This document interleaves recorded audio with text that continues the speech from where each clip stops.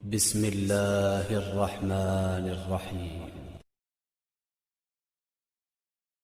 رب العالمين والصلاة والسلام على أشرف الأنبياء والمرسلين نبينا محمد وآله وأصحابه أجمعين، أما بعد، فأعوذ بالله السميع العليم من الشيطان الرجيم. أو كالذي مر على قرية وهي خاوية على عروشها قال أنى يحيي هذه الله بعد موتها فأماته الله 100 عام ثم بعثه قال كم لبثت؟ قال لبثت يوما أو بعض يوم. قال بل لبثت 100 عام قال بل لبثت 100 عام فانظر إلى طعامك وشرابك لم يتسنى وانظر إلى حمارك ولنجعلك آية للناس وانظر إلى العظام كيف ننشزها ثم نكسوها لحما فلما تبين له قال أعلم أن الله على كل شيء قدير. سورہ بقرہ کی آیت نمبر 259 آپ کے سامنے تلاوت کی گئی، جس میں اللہ تبارک و تعالیٰ نے عزیر علیہ السلام کا تذکرہ فرمایا. گزشتہ درس میں آپ کے سامنے طالوت اور جالوت کا واقعہ پیش کیا گیا، جس میں ہمارے لیے عبرت اور نصیحت کے پہلو ہیں کہ کس طریقے سے اللہ تبارک و تعالیٰ آزمائش میں مبتلا کرتا ہے. بنی اسرائیل نے ایک بادشاہ کا مطالبہ کیا کہ ہمارا بادشاہ منتخب کر دیا جائے جس کی ماتحتی میں ہم جنگ کرنے کے لیے تیار ہیں. لیکن جب اللہ کی جانب سے بادشاہ مقرر کر دیا گیا تو انہوں نے پھر اعتراض کیا، انکار کیا اور کہا کہ یہ کیسے بادشاہ ہو سکتا ہے، اس کے پاس نہ تو مال و دولت ہے اور نہ ہی یہ کوئی مشہور ہمارے درمیان کسی اونچی ذات کا یا اونچے خاندان کا ہے، بہتر ہے کہ ہم ہی میں سے کسی کو بادشاہ مقرر کر دیا جائے. بہرحال اللہ تبارک و تعالیٰ نے فرمایا کہ اللہ رب العزت نے اسے علم اور جسم دونوں اعتبار سے نوازا ہے. جسمانی قوت اور طاقت بھی ہے اور علم کے اعتبار سے صلاحیتوں کا یہ مالک ہے. اور اس کے بعد پورا واقعہ ہم نے گزشتہ درس میں آپ کے سامنے رکھا کہ کس طریقے سے جنگ ہوئی اور ان کا امتحان ہوا. سب سے پہلے اتنی زیادہ تعداد تھی، ایک نہر کے ذریعے اللہ رب العزت نے انہیں آزمایا، جس میں سب کے سب ناکام ہوئے. منع کیا گیا تھا کہ اس نہر میں سے پانی نہیں پینا ہے.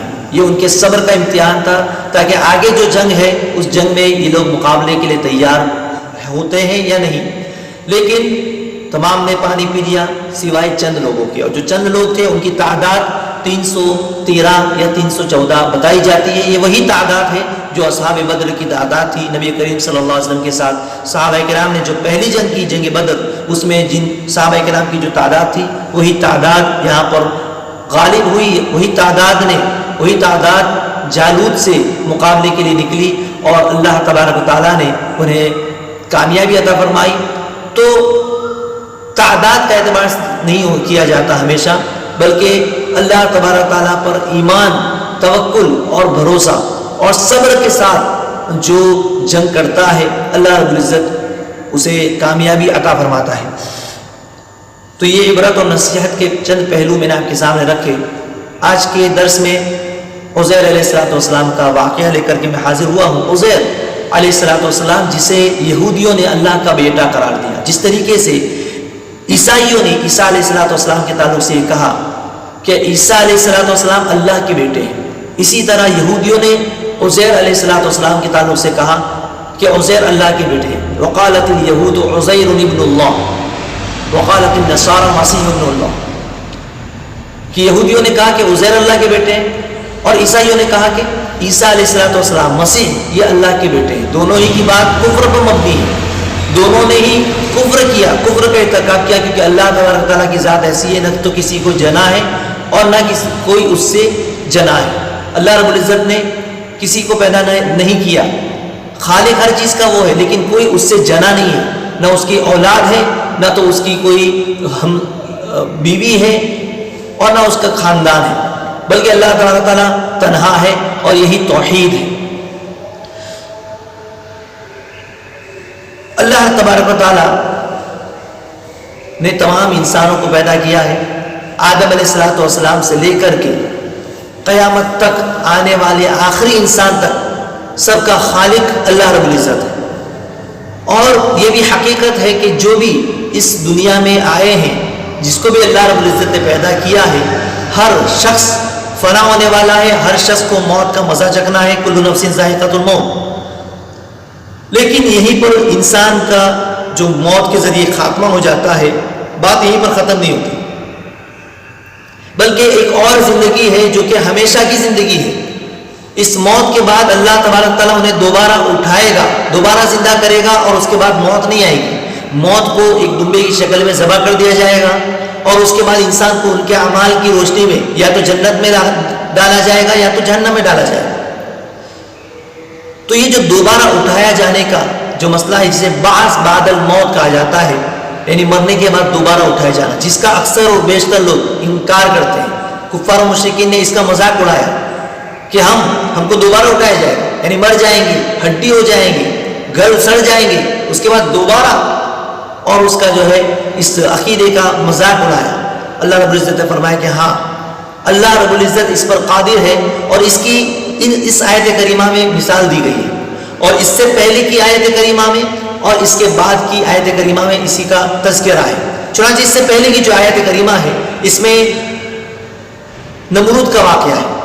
ابراہیم علیہ السلام اور نمرود کے واقعے کو اختصار کے ساتھ ذکر کیا گیا ہے کہ جب ابراہیم علیہ السلام کو نمرود کے دربار میں پیش کیا گیا تو نمرود نے سوال کیا، تم کس کے ماننے والے ہو، تمہارا رب کون ہے؟ ابراہیم علیہ السلام نے کہا، میرا رب اللہ وہ پاک پروردگار ہے جس کی شان یہ ہے جو زندہ بھی کرتا ہے اور مارتا بھی ہے، جلاتا بھی ہے اور مارتا بھی ہے۔ تو نمرود نے دو لوگوں کو بلایا، ایک جو دو قیدی تھے، ایک کو سزائے موت تھی اور ایک کو چھوڑ دیا جانے والا تھا، اس نے ایک کو چھوڑ دیا اور دوسرے کو موت کی سزا سنا دی، کہا میں بھی زندہ کر سکتا ہوں، میں بھی مارتا ہوں۔ تو ابراہیم علیہ السلام نے دوسری مثال پیش کر دی، دوسری دلیل پیش کر دی کہ میرا رب وہ ہے جو سورج کو مشرق سے نکالتا ہے، مغرب میں ڈباتا ہے، اگر تو رب ہے تو مغرب سے نکال۔ اور اس کے بعد فبہت الذی کفر، کافر ہکا بکا رہ گیا، اس کے پاس کوئی جواب نہیں رہا۔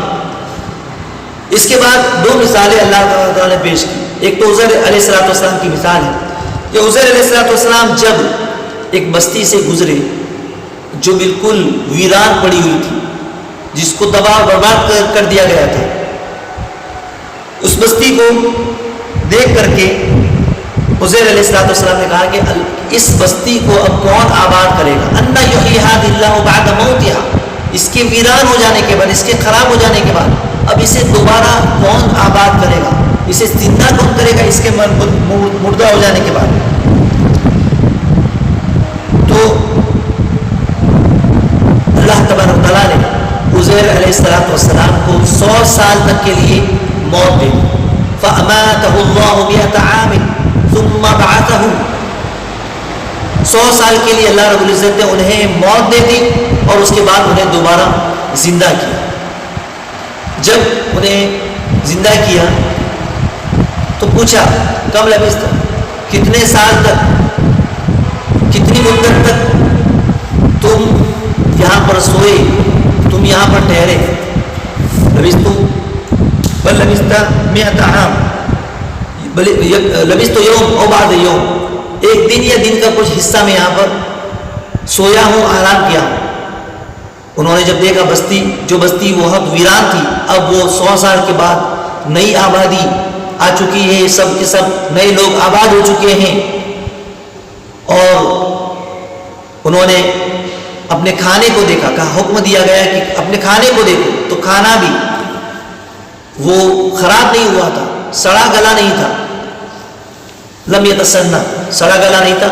لیکن جب سواری کی طرف دیکھنے کو کہا گیا اور گدھے کو دیکھنے کو کہا گیا، فانظر الی الحزام، دیکھو، فانظر الی حمارک ولنجعلک آیۃ للناس، اور اس کے بعد گدھے کو دیکھو، گدھا جو ہے وہ بالکل بوسیدہ ہو چکا تھا۔ اللہ تعالیٰ نے ان کے سامنے ہی اس کو زندہ کیا دوبارہ اس کو، اور اس کے بعد بتایا کہ کس طریقے سے اللہ تبارک و تعالیٰ مردے کو زندہ کرتا ہے۔ جب انہوں نے اپنے آنکھوں سے دیکھا تو کہا کہ اعلم ان اللہ علی کل شیء قدیر۔ جب ان کے لیے وضاحت کر دی گئی، واضح ہو گیا حق تو انہوں نے کہا کہ میں اس بات کا اعتراف کرتا ہوں کہ اللہ تبارک و تعالیٰ ہر چیز پر قادر ہے، اللہ تبارک و تعالیٰ ہر چیز پر قدرت رکھتا ہے۔ تو جو پہلی مرتبہ زندہ کرنے پر، پہلی مرتبہ پیدا کرنے پر قادر ہے، وہ اس بات پر بھی قادر ہے کہ وہ دوبارہ زندہ کرے۔ پہلی مرتبہ پیدا کرنا مشکل ہے، لیکن جب وہ کر سکتا ہے، کوئی بھی چیز جب ابتدا میں بنائی جاتی ہے مشکل ہوتی ہے، اور بنانے والے کے لیے جب اس کو دوبارہ بنانا ہوتا ہے تو انتہائی آسان ہوتی ہے۔ تو جو اللہ، جو پروردگار پہلی مرتبہ پیدا کرنے پر قادر ہے، وہ دوسری مرتبہ بھی پیدا کرنے پر قادر ہے۔ اور اللہ تبارک و تعالیٰ جب 100 سال کے بعد زندہ کر سکتا ہے تو ہزاروں سال کے بعد دوبارہ پیدا کرنے پر کیوں قادر نہ؟ یقیناً اللہ تبارک و تعالیٰ تمام انسانوں کو ان کے مرنے کے بعد قیامت کے دن دوبارہ زندہ کرے گا، ان کے اعمال کا محاسبہ کرے گا، اور اسی مقصد کے لیے ان کو یہاں پر اس دنیا میں بھیجا گیا ہے۔ یہ اللہ تبارک و تعالیٰ کی طرف سے آزمائش ہے۔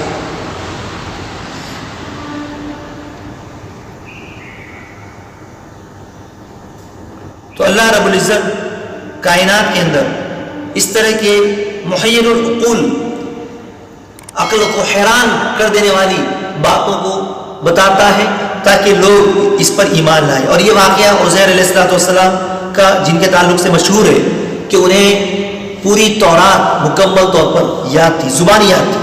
بخت نصر جو بادشاہ تھا، اس نے شام پر حملہ کر کے بیت المقدس کو ویران کر دیا تھا، اور بہت سے اسرائیلیوں کو قید کر کے اپنے یہاں بابل لے گیا تھا۔ ان میں حضرت عزیر علیہ السلام بھی تھے۔ کچھ مدت کے بعد رہائی ہوئی اور واپس اپنے وطن آ رہے تھے کہ راستے میں ایک اجڑا ہوا شہر دیکھا جو بخت نصر نے حملہ کر کے نتیجے میں اسے ویران کر دیا تھا۔ اسے دیکھ کر دل میں یہ خیال آیا کہ اب اس بستی کو کب اور کیسے آباد کرے گا اللہ رب العزت۔ اور اس وقت آپ ایک گدھے پر سوار تھے اور آپ کچھ کھانے پینے کا سامان ساتھ لیے ہوئے تھے۔ اس خیال کے آتے ہی اللہ رب العزت نے ان کی روح قبض کر لی، اور یہ پورا واقعہ اللہ رب العزت نے قرآن کریم میں ذکر کیا۔ اللہ سے دعا ہے کہ اللہ رب العزت ہمارا بھی ایمان بعد الموت پر مضبوط کر دے، ہمیں بھی یہ یقین اور ایمان ہمارا بھی مضبوط ہو جائے کہ مرنے کے بعد دوبارہ زندہ ہونا ہے، اپنے اعمال کا حساب دینا ہے، تاکہ ہم زیادہ سے زیادہ نیک اعمال کرنے میں محنت کریں۔ اللہ سے دعا ہے کہ اللہ رب العزت ہمیں ان واقعات سے عبرت اور نصیحت حاصل کرنے کی توفیق عطا فرمائے۔ آمین۔ وما علینا الا البلاغ المبین۔ السلام علیکم ورحمۃ اللہ وبرکاتہ۔